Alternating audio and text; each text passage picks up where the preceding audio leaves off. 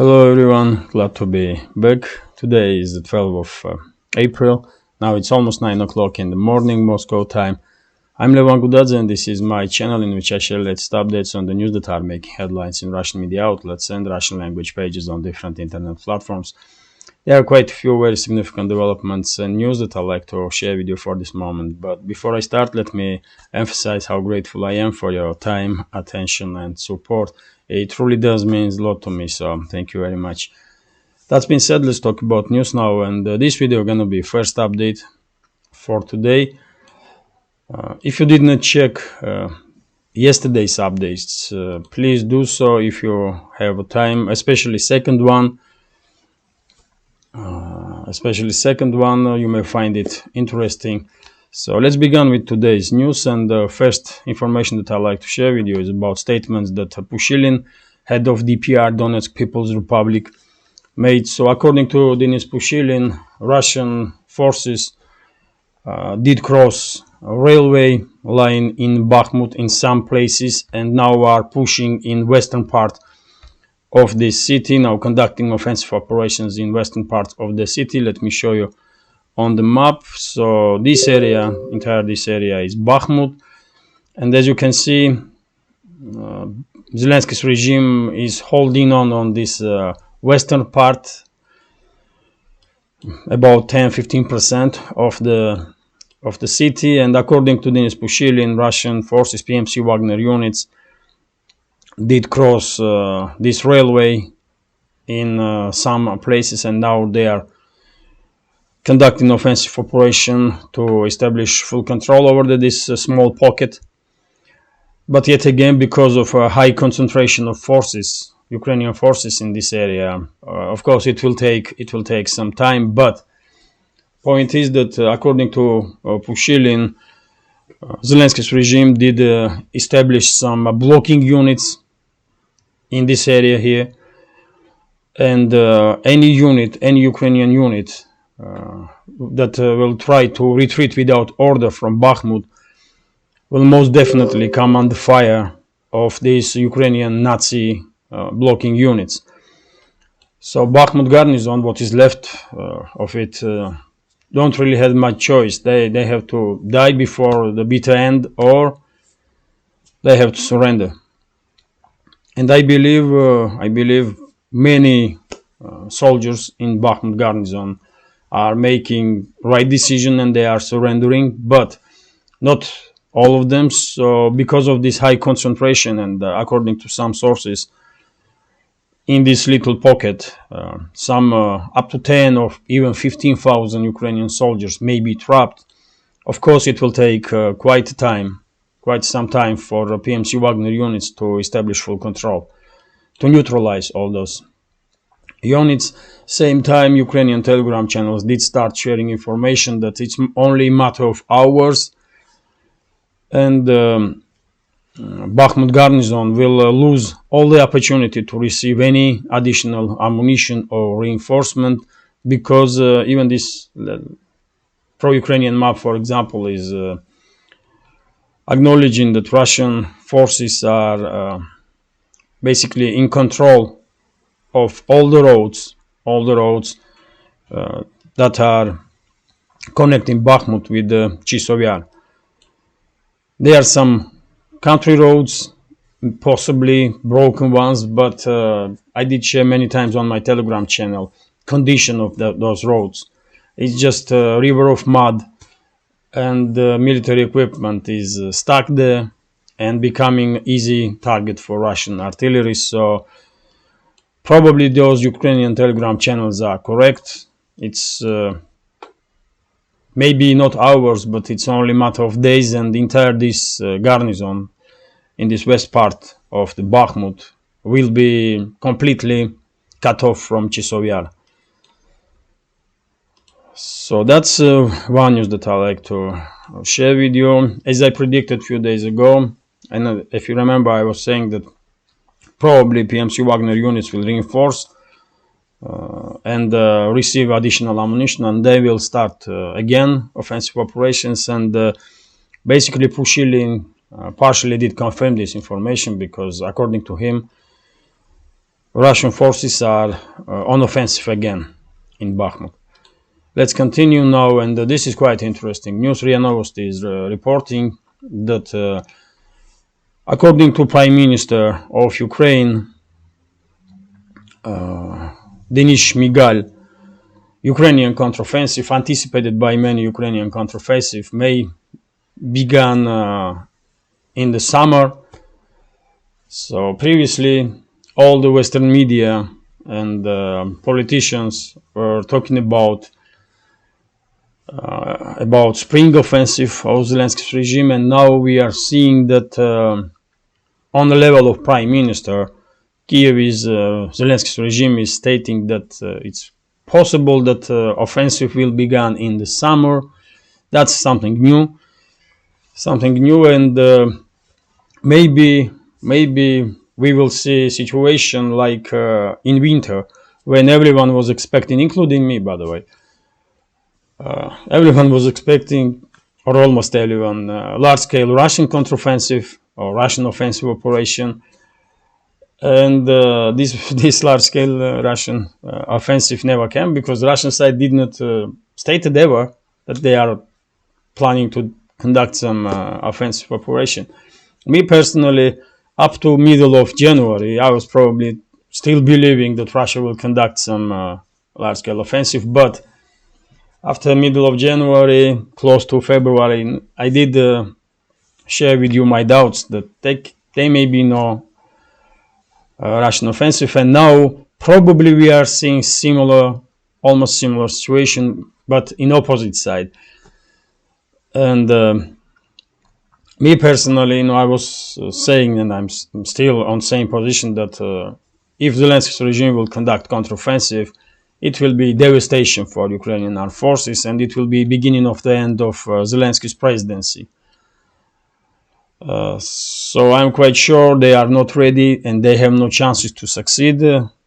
Forces that are loyal to Zelensky, and probably Zelensky and his officials also have some doubts, and that's why now we are seeing these kind of statements. This can be some kind of deception also. We should never take out this possibility, but yet again, even military experts, big names in this field, are doubting that Zelensky's regime will be able to conduct large-scale counteroffensive. So maybe there will be no counteroffensive in the direction of Azov Sea that everyone is kind of waiting for.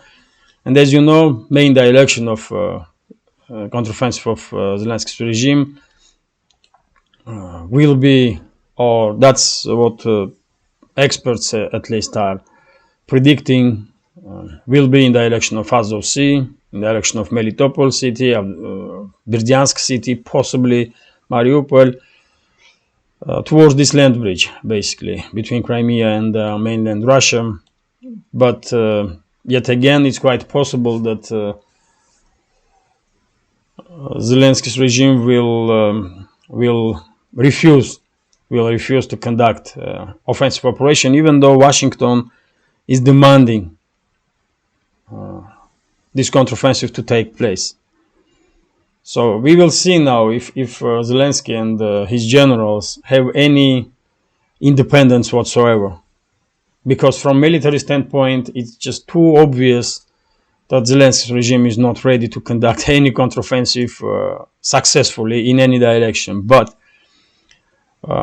Biden's White House is desperate for good news from Ukraine, and they need this counteroffensive, and they are pushing hard Zelensky, basically demanding from Zelensky to conduct offensive. As you remember, a few days ago, even Blinken, head of U.S. State Department, did announce that in a few weeks' time Zelensky's regime will conduct counteroffensive. So let's see if Kiev regime has enough independence to refuse the Washington bosses, and if that's the case, then basically we would not see any counteroffensive, of course. But yet again, it's hard to imagine that Zelensky will be able to say no to Washington. I just don't see. I just don't see it, man. But let's see. It's quite interesting, isn't it? This is the first time, as I understand, that high-ranking official of Zelensky's regime is saying that there may be no counteroffensive in the spring, but in the summertime now. So let's see. This is TASS news agency, and according to this information, which is based on military expert from LPR, Andrei Morochko, according to him, Zelensky's regime did send up to 2,000 military personnel and military equipment, including heavy armored vehicles, in direction of Kupiansk. Let me show you on the map Kupiansk, and this is in this gray zone. Basically here, that's Kupiansk area. And even though Russian side basically was on defense in this area lately, and the Zelensky regime was trying to conduct some offensive operations, for the last couple of weeks, the situation is changing little by little, and it seems like now initiative is on Russian side, and probably Kiev did realize this, and they are constantly trying to reinforce the units in the Kupiansk direction, and that's why we are seeing this kind of information that they did send some additional brigade in direction of Kupiansk. But yet again, I don't think it will change overall situation on the front line. Initiative will stay still with the Russian side. That's for sure. And once Bakhmut situation will finally resolve, I believe Russian forces will try to establish at least operational encirclement over the Seversk here, and same time probably we will see Russian offensive operations in direction of Kupiansk, in direction of Liman, and entire this gray zone may become under full Russian control. But yet again, let's wait and see. Next news that I like to share with you is from Kherson region, and according to Russian officials,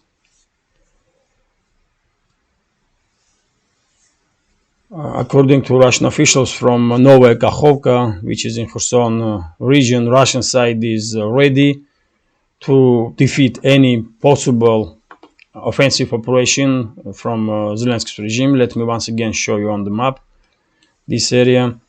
So this is Novaya Kakhovka. If you watch my updates regularly, probably you know that I was talking about Kherson direction quite a long time now, because in my reading of big picture, when and if Zelensky's regime will conduct anticipated by many counteroffensive in direction of Azov Sea, they will try to attack not just from Zaporozhye region but also from Kherson region, and they will try to cross Dnieper River around Kherson, around Kakhovka, and around Energodar and Zaporozhye nuclear power plants. That's when it comes to this waterway. And Novaya Kakhovka is especially important for Zelensky's regime because of this dam here. As I understand, this is only way now left on the south to cross the Dnieper and send some heavy military equipment on the left bank. So that's why it's just too obvious that Zelensky's regime will be active in this area and will try to establish some bridgeheads and maybe even strike on Novaya Kakhovka itself to establish control over this city. But we have statements from officials in Novaya Kakhovka, and they are saying that they are ready. they do understand that one of the direction of Zelensky's counteroffensive will be Novaya Kakhovka, and they are ready to repeal any offensive operation, which is good to know. Good to know. So there are not gonna be surprises, I suppose. TASS news agency also reporting that this is quite interesting. According to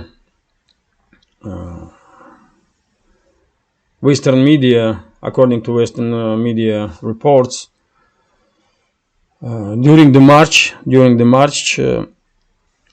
some 50 British special forces soldiers were in Ukraine, and not just British, possibly SAS. There is no additional information what kind of special forces were sent to Ukraine. Possibly that was SAS, but it's hard to tell.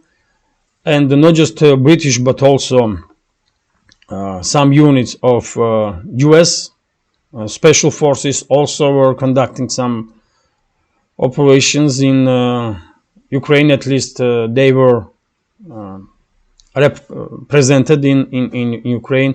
Also 15 soldiers from France, 17 soldiers from Latvia, and 14 soldiers from US, yes. And in addition, some 29 Pentagon officials were presented in Ukraine in March, and 71 representatives of State Department. When it comes to State Department, we can say that they are US embassy staff. That may work, even though, of course, half of them probably are CIA assets, at least half of them. State Department is office of the CIA, basically. And but when it comes to 29 officials from Pentagon and some special forces units from US, that's that's quite stuff, really. And I wonder how many special forces soldiers from NATO member states have already find the last day in Ukraine since the beginning of this special military operation, because it's too obvious, and it was obvious always, that in charge of Ukrainian armed forces in reality are NATO officials, NATO officers, and some special operation forces are also involved in this. So probably after this conflict will end, we will learn that US, UK, France, and many other NATO member states did lost tens of their soldiers in some secretive operations in Ukraine. I would not be surprised, for sure. Let's continue now, and this is also interesting news. Russian Foreign Ministry made a statement that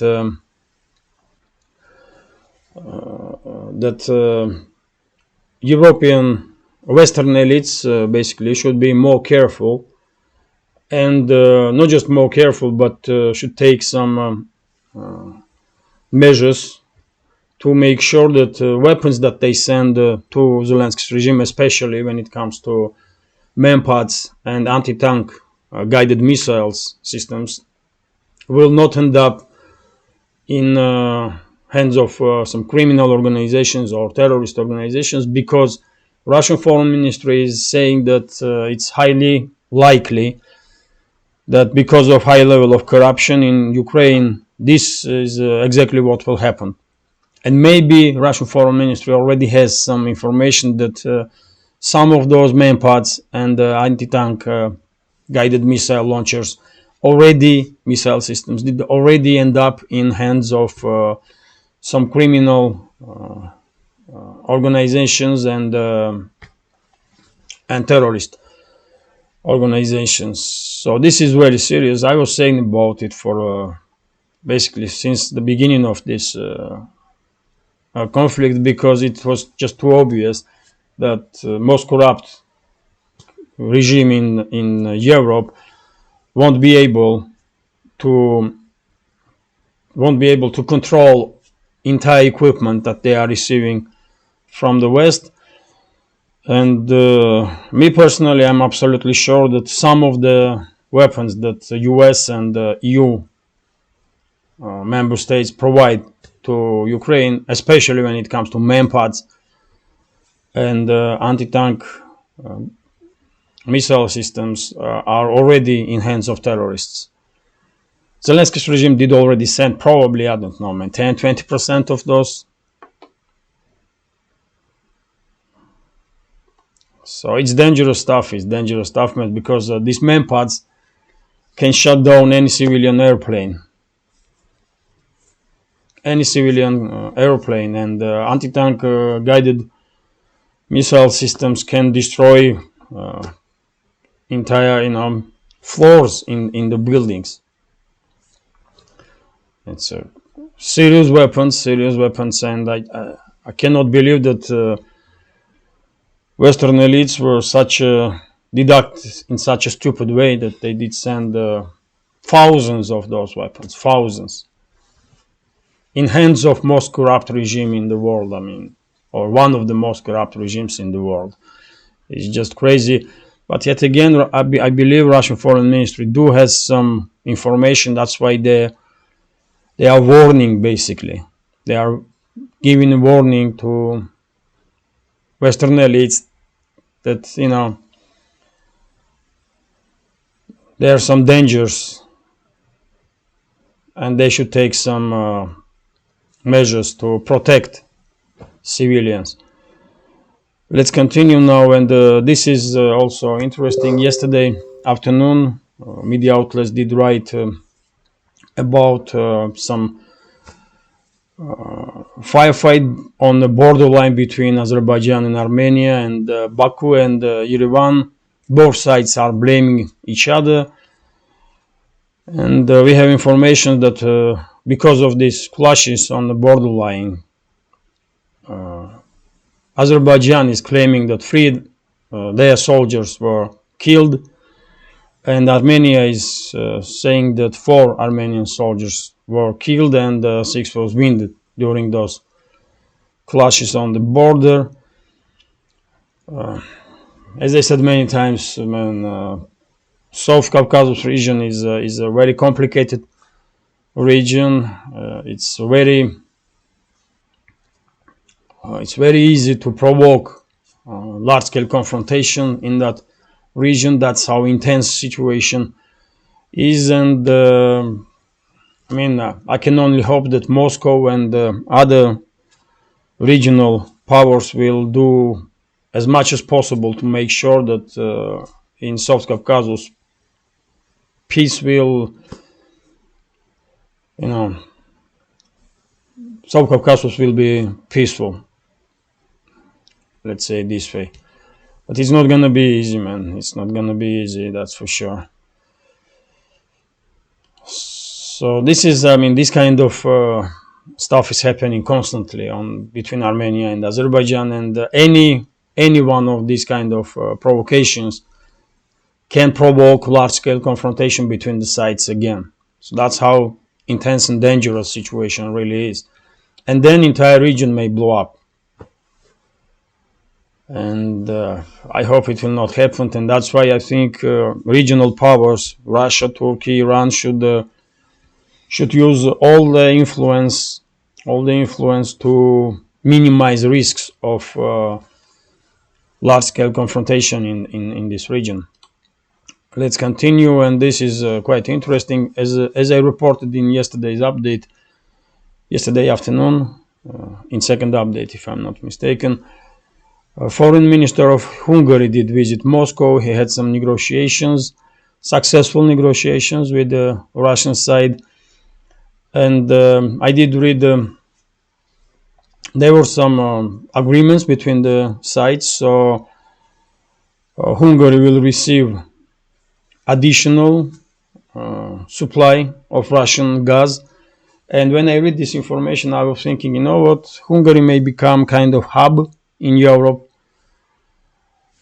kind of a hub in Europe, gas hub in Europe, and Hungary may buy from Russia extra amount of gas and then just re-export it to other EU members, and this way not just plays a positive role to secure some energy supplies for Europe, but also to make some money, because of course Hungary gonna when Hungary will re-export gas to, let's say, Germany or France, they will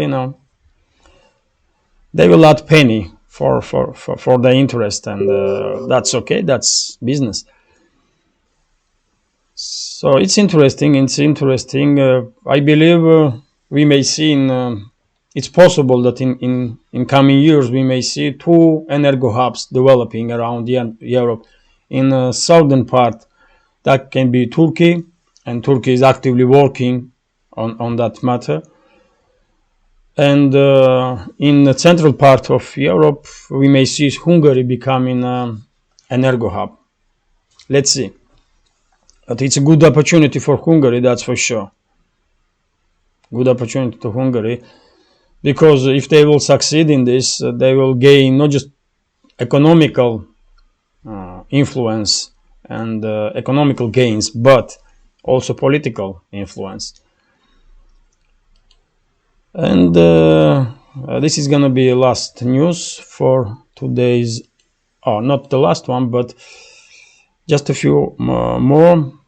I hope you will find this news interesting. According to International Monetary Fund, they did change the prediction forecast on Russian economy once again, and now they are predicting that Russian GDP will grow about 0.7% this year. Previously, their forecast was 0.3%, but they did monitor situation, and now their forecast is more optimistic. Of course, 0.7% is not a huge number, but if you take in account that Russia's economy is under huge pressure from the West, then even fact itself that Russian economy is still growing is not just surprising, but it's just unbelievable. So in that sense, of course, it's just all good, man. All good. And according to Russian Central Bank, next year, Russian economy will double, or even triple its growth compared to this year. So some good information, definitely. And this is going to be the last news for today. If you remember, once the West did impose plenty of sanctions, and once they provoked this sanction war, many Western car makers did left Russia. One of them was Renault, French company, and they did had a factory in Moscow, and they left factory. They did give that factory to Moscow's government. As I understand, there were deal between the sides. Renault did give this factory to Moscow for 1 ruble. And by this contract, once Renault will decide to return to Russia, because they left on friendly terms, they may receive back this factory for same 1 ruble.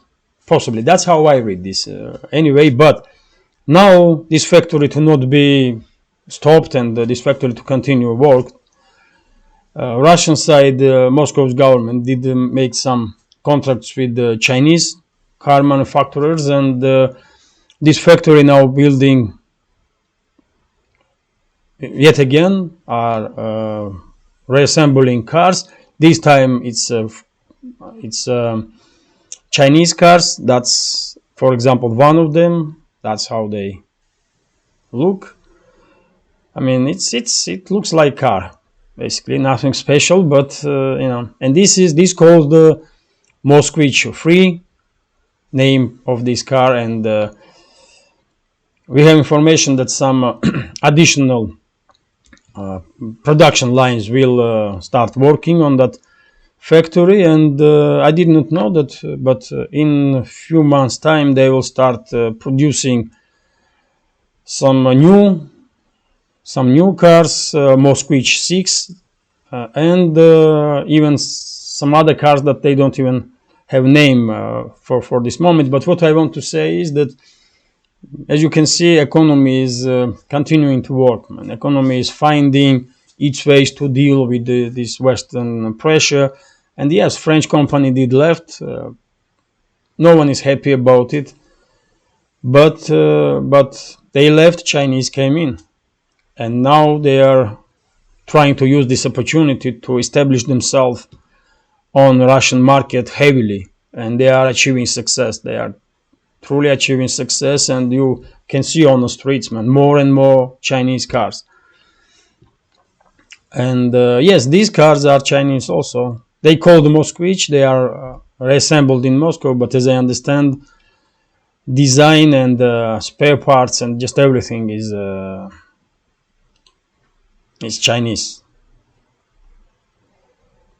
So, but still interesting, because it's people are working, they are receiving paychecks, and economy is receiving some taxes, so all good. As I said, the economy is finding its ways to deal with Western pressure, and that's one of the examples, for example. And this is it for now. I hope you will find this video interesting, and if so, please hit that like button, leave some commentary about any topic you like, and if you can, please share links to my videos on my channel with your friends on Facebook, Twitter, Telegram, or any other platform that you are active on. And if you think this channel is interesting and should exist in this field of news and political commentary, please consider to support with small donations through PayPal or by subscribing to my Patreon page. You will see links under this video in the description box. So yes, this is it. This is first update. I will make a second update in the afternoon. And yeah, have a nice day. Take care and see you soon.